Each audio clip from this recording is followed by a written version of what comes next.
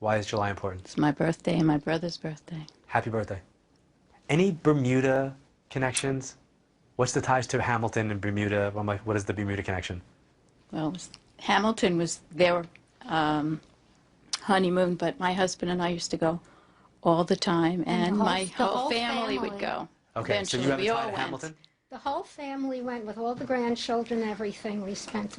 Okay, I have a great feeling about Bermuda. I have a great feeling about the Hamilton Princess and that area. Yes. That's the show. Yeah.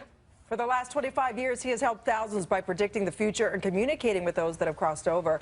Please welcome one of the most prominent psychic mediums, John Edward. Good to see you. Good morning. Thanks for having me. It's great to be here. Let's talk a little bit about when you first discovered that you had this gift and that you knew you wanted to make this your life calling. I was 15. I had a reading. I went to debunk somebody doing readings at my grandmother's house, and I was going to show them that it wasn't real and that she wouldn't be able to read for me. And she changed my life. Literally changed my life. Like, it just was a complete shift in belief system and philosophy where I had to now confront what I experienced and then explore it.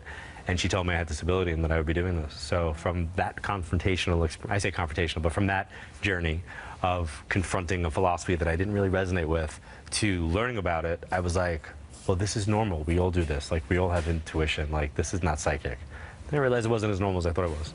So is it something you could shut on and shut off? Is it a bit of a blessing and a curse in the sense that you probably get drained from doing this? I do get drained. I think the blessing part is clear and obvious because you're helping people.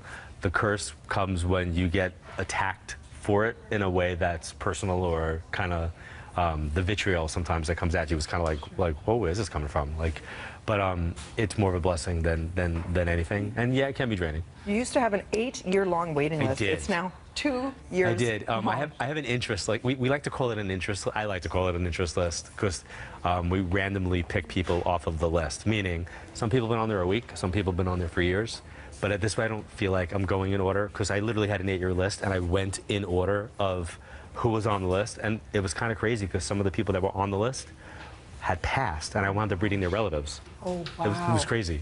Well, speaking of random, we have selected, I believe it was randomly, 3 viewers. You haven't met them, nope. So it's going to be very much like the talks that you do. Whatever you pick up, and you navigate from there and zero in on whatever comes up. I'll answer their questions or whatever they, yeah, if they have a question, I'll do that too. So you're going to see that. That's coming up in about 10 minutes' time. And John Edward, if you'd like to see him live, he'll be back here in Toronto April 26th at the Weston Harbour Castle. For tickets and info to that, johnedward.net. Right now, over to Russ.